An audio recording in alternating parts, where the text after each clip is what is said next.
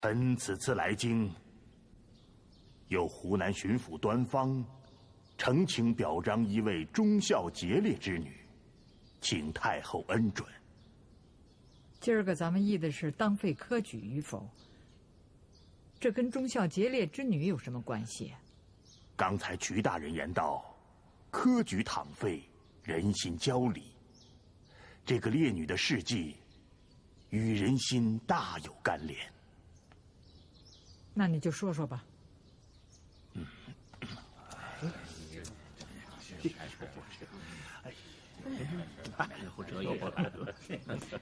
张之洞，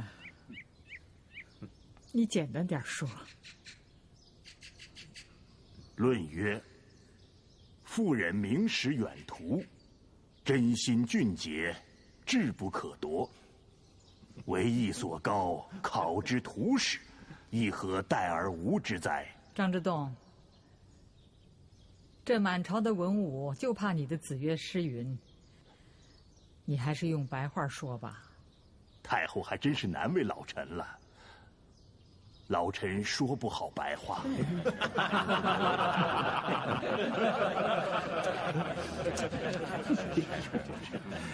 这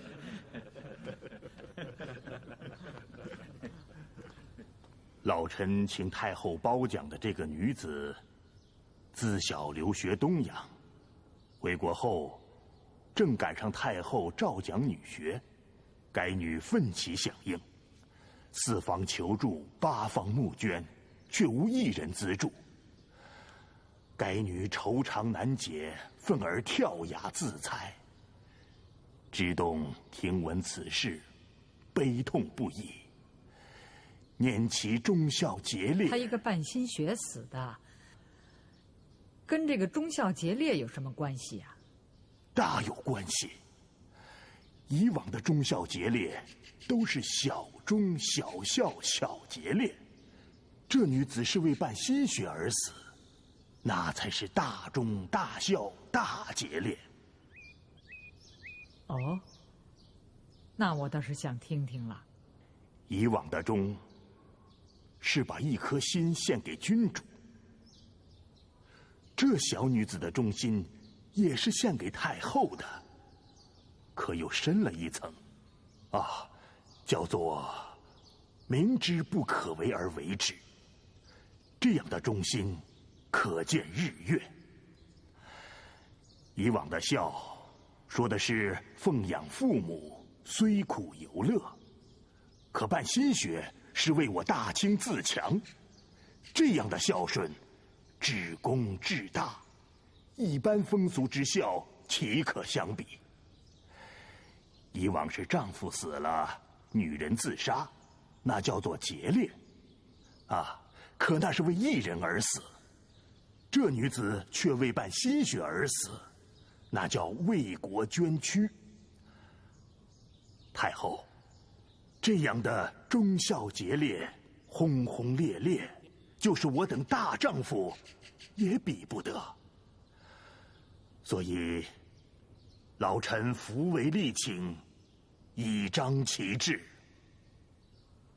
张之洞，你大老远的赶来，就为说这么件事儿吗？太后圣明，是因为心学太难办。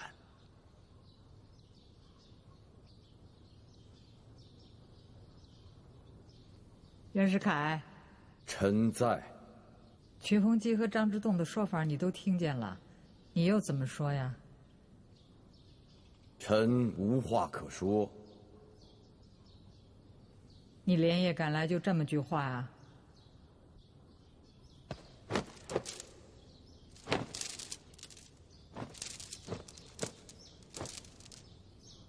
请太后先恕微臣之罪。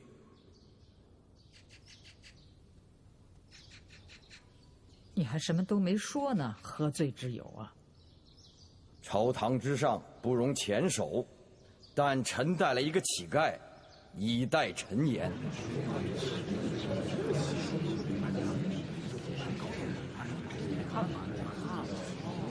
袁世凯，你这搞的什么名堂啊？此人乃千古名丐，起行期几十年，只为建设新学堂。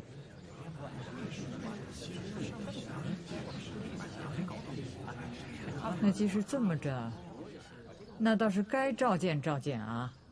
你让他进来吧。谢太后。宣武川觐见。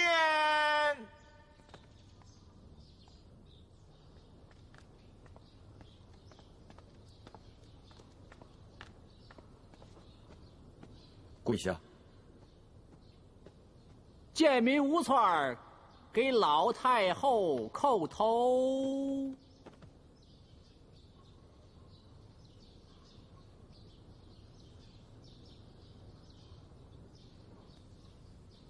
把头抬起来。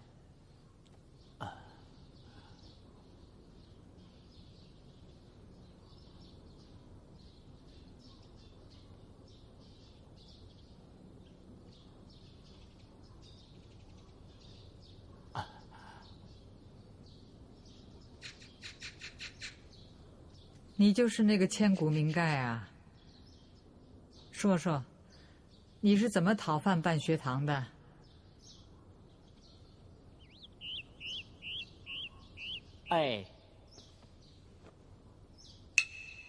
竹板这么一打呀，别的咱不忙，表一表那皇太后要建新学堂，就说那一年呐，一直真叫棒，五行八作都来了。好了，哼，本想听点新鲜的，还不又是那一套？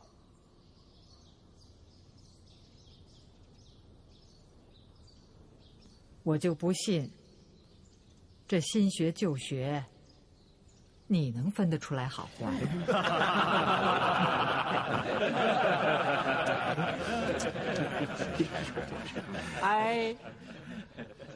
新学好是新学妙，新学一学不睡觉，旧学哪能比得了啊？旧学没有灯啊，新学大灯泡，一个暗一个明，用了一笔就知道。大火车呜呜叫，大汽车是滴滴跑，烧火不用柴呀，喝水自来道。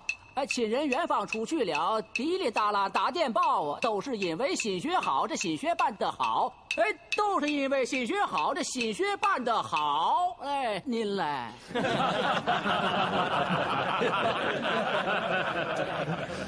袁世凯，臣在。这武川是哪儿的人呢？回太后是直隶的乡下人。那他怎么唱起你天津城里的戏词来了？太后明鉴万里，这正是说唱新编。他到天津城看到我大清新政的一点成效，就编了出来。原先确实没有这样的词儿。哼，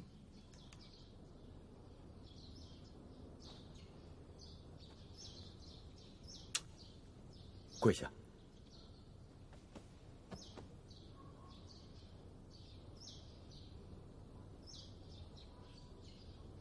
一个南洋大臣，一个北洋大臣，一个请出了办新学的贞洁烈女，一个觅得了讨饭办学的乞丐。你们呐，乔装打扮，耳提面命，可是下了功夫啊。用心良苦啊，说到底无非是为了说那么一句话，可是这句话就是说不出口，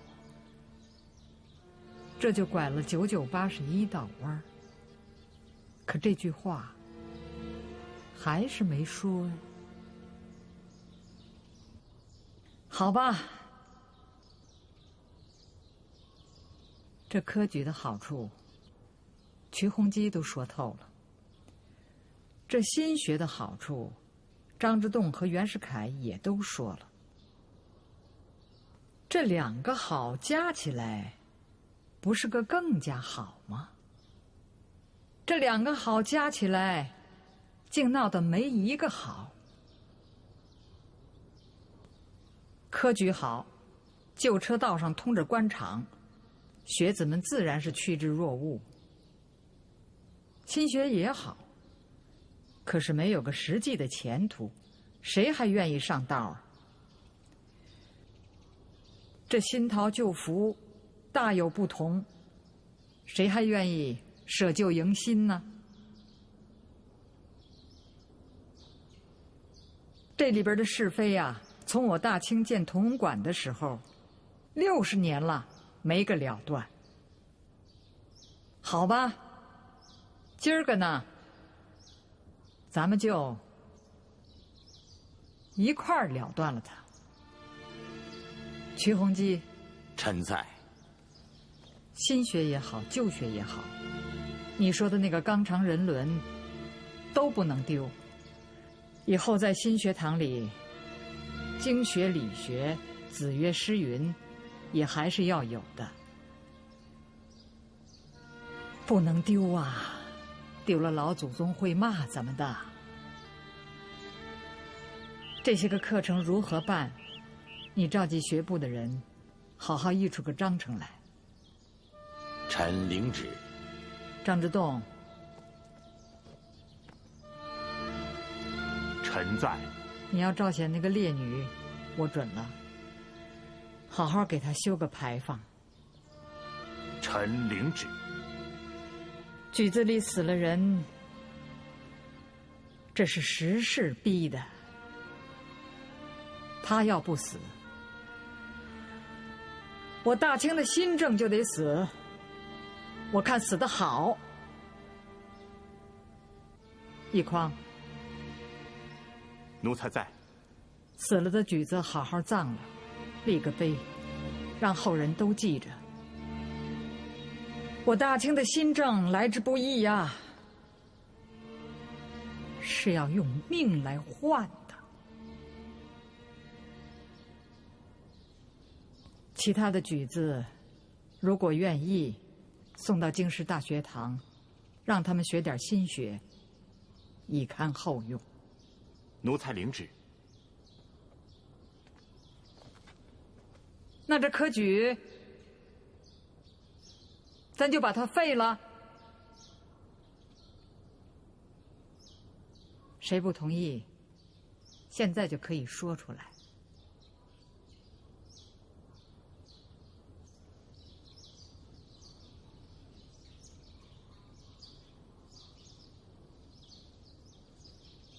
不吱声，那就算通过了。老子别介，别的事儿说我圣命，倒也就罢了。事关国家1000多年的师道尊严、典章制度，我一个人可是不敢圣明啊。这一回啊，你们都得跟着我圣明一回。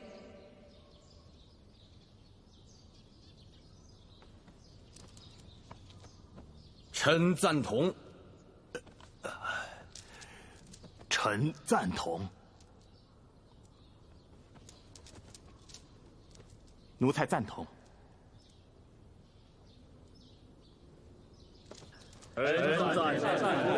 赞同。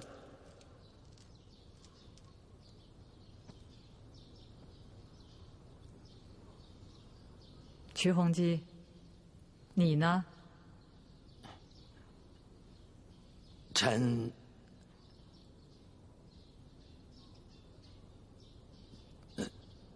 赞同。好了，都坐吧。谢太后。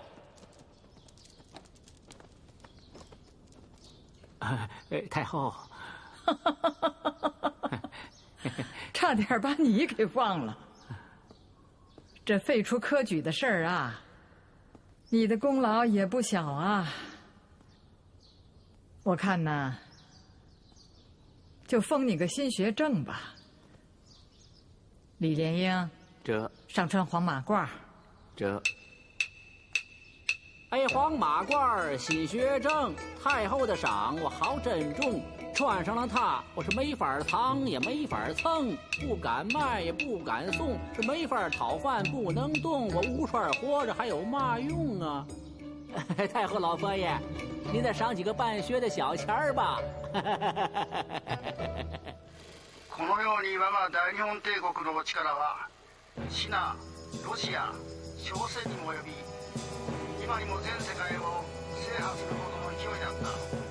1904年，日俄战争爆发，立宪国日本战胜专制国强俄，从此跻身世界列强之列。这在政治体制上对清朝政府，尤其是对中国先进的知识分子，产生了强烈震撼。令人愤慨的是，日俄战争的战场竟在中国东三省。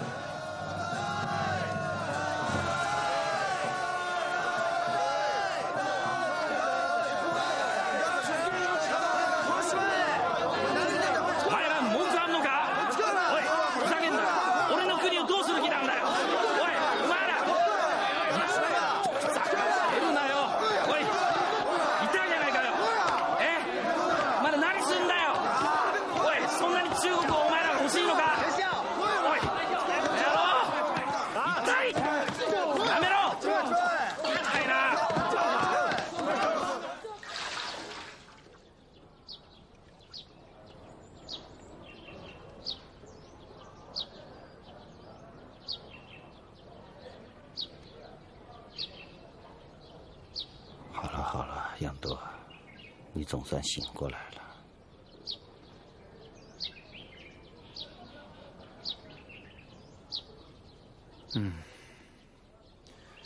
你还活着呢。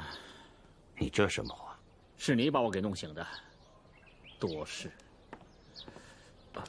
有酒吗？还想喝酒啊？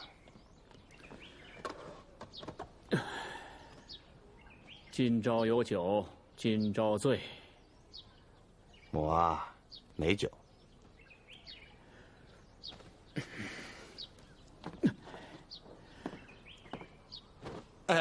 杨东，我要是有酒呢？对酒当歌。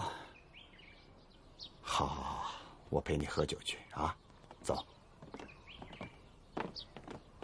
哎，当心！600港元，係幾碗呢？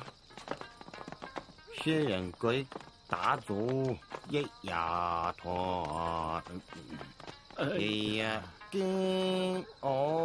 我说别跟我再说革命的事儿了啊！10年前就跟我说这个，几杆破枪、几颗炸弹就能成事了，匹夫撼大树，简直是笑话。哎，走这边。杨东，你才说笑话。今非昔比，我心中会已遍布5个国家。广州起义揭竿而起，惠州起义再撼清廷。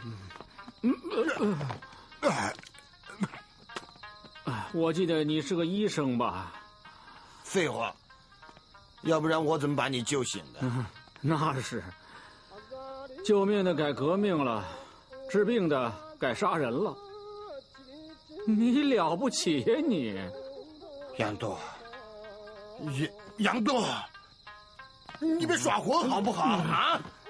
你有什么了不起？你这个伪装的立宪派，你至今还没找到你的主子吧？我是遇人不淑，可老子就是当一辈子孤魂野鬼，也不会跟着你搞革命。杨度，我跟你说，你想来，我们革命党还容不得你这。容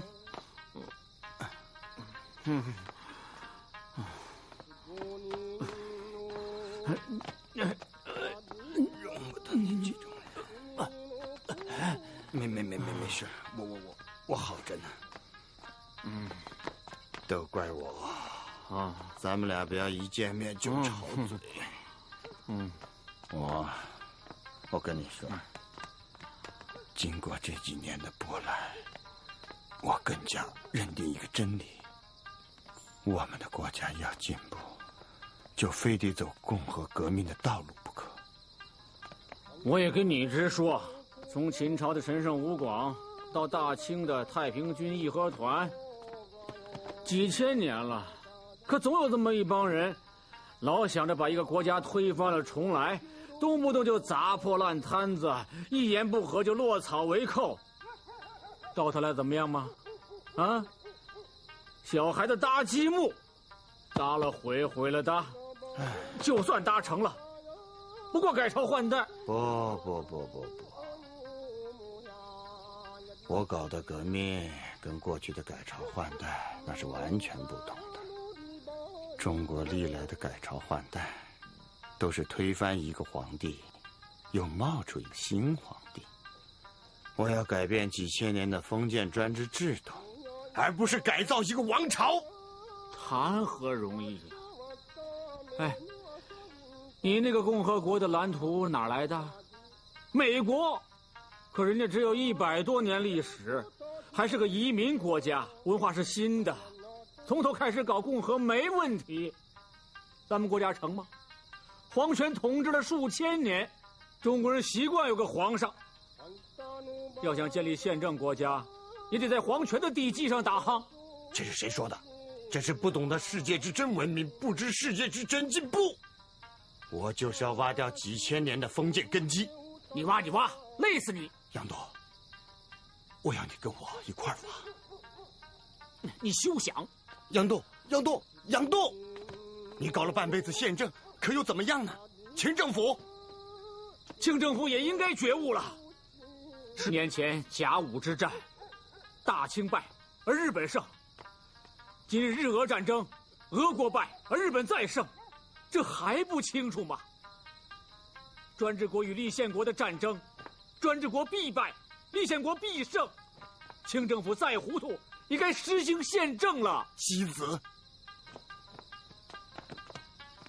立宪救不了清国。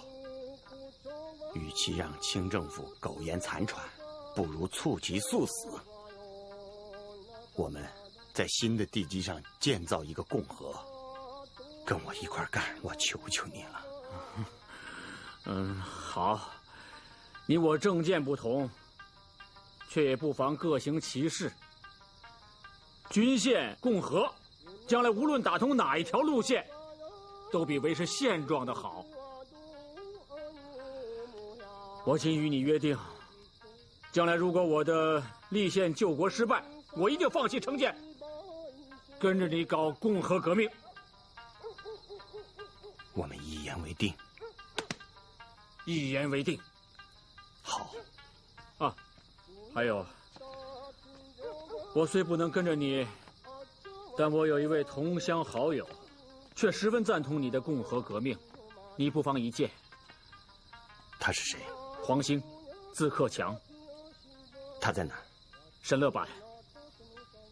好，带我去见他。哎，等我先告诉他，让他来拜访你。哎呀，谁拜访谁还不一样吗？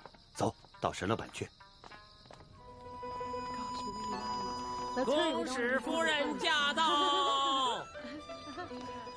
Oh my goodness, look at it.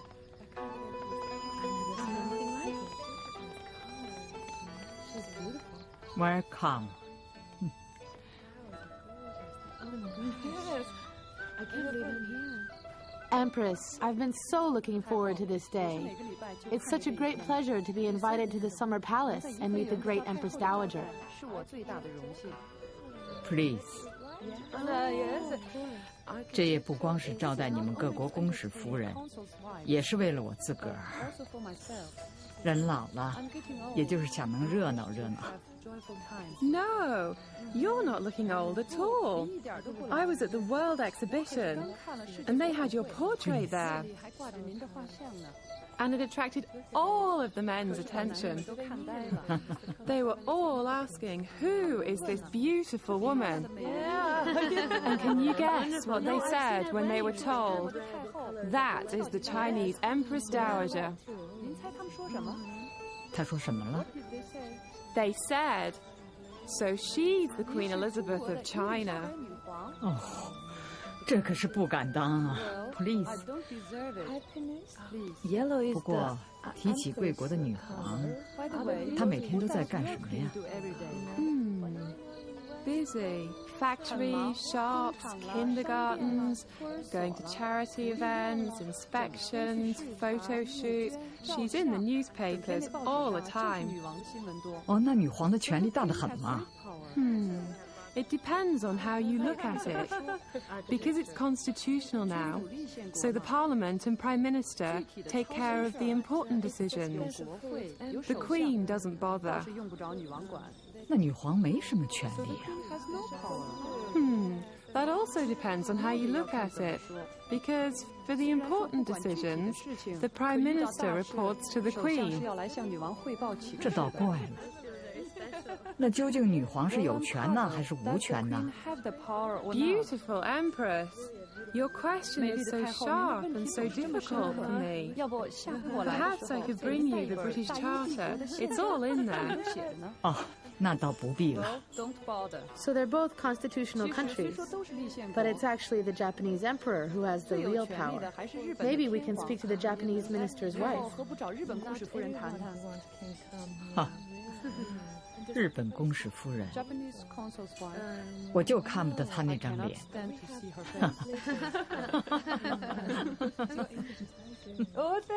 不要客气，多吃一点。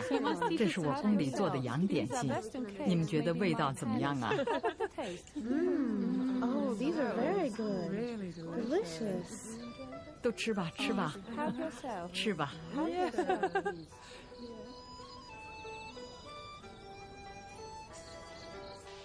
香帅，到底怎么办？还真得快拿出个主意啊！韦霆啊，稍安勿躁嘛。香帅，你不知道，各省督府的电报不断，举国要求立宪，都汇集到我这儿来了。我看咱南北洋若是连弦奏请，这事儿8成就成了。这立宪的折子，香帅，你倒是说话呀！我说着呢，这怎么回事？大人，这是新试验的，您稍等，让我说一下。大人，好了。我说立宪的折子。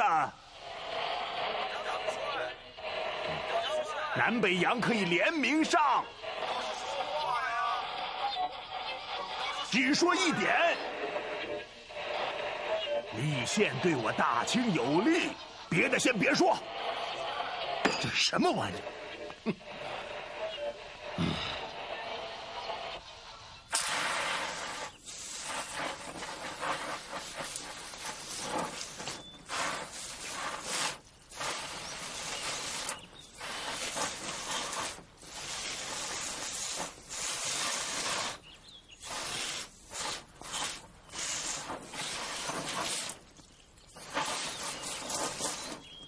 来，这上面，来喷一点，喷一点。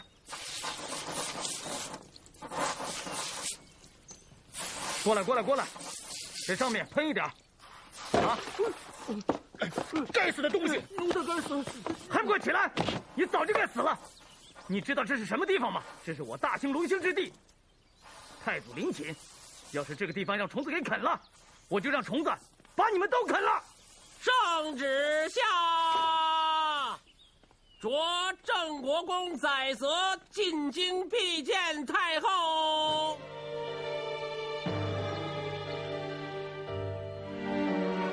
大人，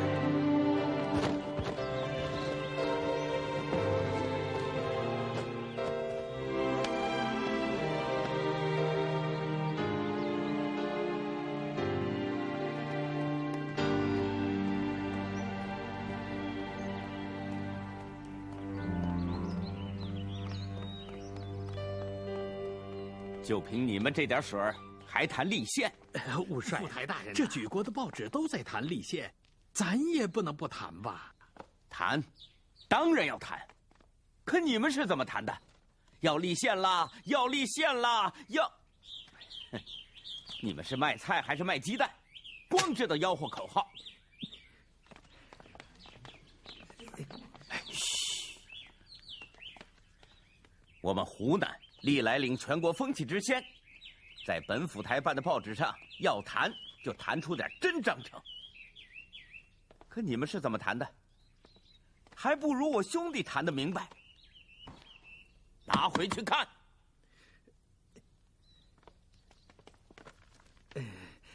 您兄弟是？刘美官学生。啊，属下一定好好拜读。就你一个人读？不，他们都读，都读。谁让你们读？在报纸上连载。圣旨下。我看今儿个就到这儿吧。你们汉人先回去，我们一家人再说说话。臣遵旨。好了，都是一家人了，可以随便点了。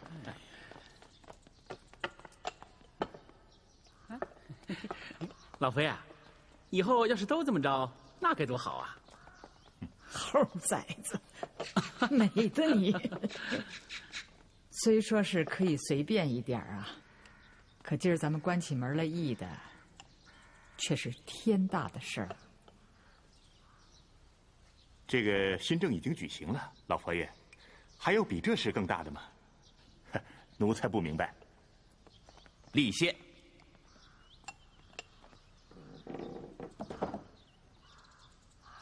没错，正是立宪。端方，你说说，这立宪又是如何呀？禀老佛爷，坐下说话。立宪则可保皇位世袭罔替。我说武桥，你这是说什么呢？端方说的没错，他说的是啊。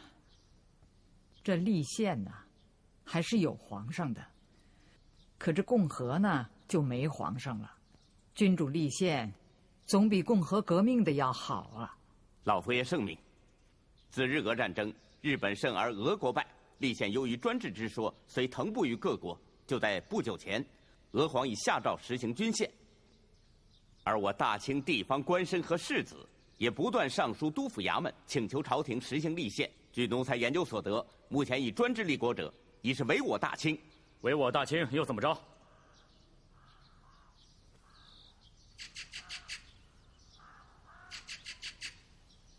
载沣，你先听着。你们呐，要是能有端方一半的清楚，可就可我的心儿了。端方，奴才在。在泽，奴才在。恩明，奴才在。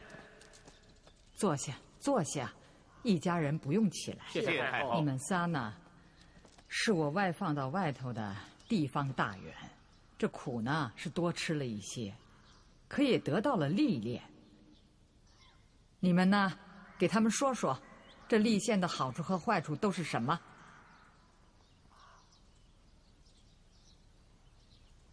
我说了，咱们一家人呐，关起门来说的话，不怕说错了，就怕有话不说。奴才以为我大清倘不实行立宪，将无以为国。说下去，说下去。庚子之后，国势积弱难返，立宪已是民心所向。倘我大清此番不顺从民意，民意势必掉头而去，这还是往小处说的。如今，孙文在海外喧嚣共和革命，从者甚众，可与共和革命之说相抗衡的，专制那是不行的。只有君主立宪，方可与之分庭抗礼。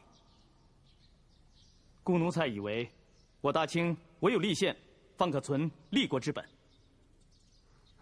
说的倒轻巧，立宪之后，权力都归了宪政，我皇太后、皇上权力何在啊？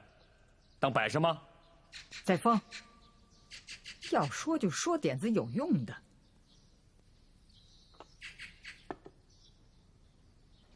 恩明，你又如何说呀？老岳父在此，没有小婿说话的地方。同朝为臣，有什么可说不可说的？老佛爷问话，我怎敢拦着你啊？行了，说吧。君主立宪有日本式的实君立宪，也有英国式的虚君立宪。奴才以为实君立宪才是符合我大清的国体。不过这宪制究竟如何改，等看看再说。当务之急是要宣誓立宪，以体现我大清顺从民心之意。这样，近则可以消弭海外的革命浪潮，远则可以巩固我大清国基，使君主之治万年不易。好，我今儿个是高兴啊。段芳、载泽、恩明的话，都说到我的心坎上了。都坐下。谢太后。这一个国家呀，就像一个人，走到一个十字路口上，下面该往哪条道上走啊？是得好好的琢磨琢磨。我呢，老了，这些年呐，呼啦啦来的呀，都是些个新鲜玩意儿。我的脑子不够用了，这才把你们都找来一起商量。这立宪与否是是非问题，是根本；这如何立宪是利弊问题，是枝节。咱们的爱新觉罗的江山社稷是我的，也是你们的，早晚都是你们的。这祖宗留给咱们的江山是绝不能丢了，在你们的手里丢了。好了，这立宪的事儿呢，就这么定了。戊戌那年呢，这立宪的事儿，康有为就提起过。开头呢，皇上还把他写的日本辩证考拿给我看。我记得那上边写着，日本立宪之前呢，派了5个大臣出洋考察一切政治，回来参照着也是个借鉴。我看呢，咱们也应该这么办。现在内部先把那个考察政治馆成立起来，做些个立宪的准备啊、研究啊。至于说派哪5大臣出洋考察政治，我看这是件大事。你们谁愿意去呀？太后，奴才愿意去。你呀，原本是可以去的，可是你的阿玛是军机魁阁，你考察回来的东西，不管是对大清有利有弊，人家都会说咱们有私心。你坐下吧，载泽、端方。奴才在。你们2个各领一队，多去几个国家，把这立宪的事儿弄个明明白白的。奴才领旨。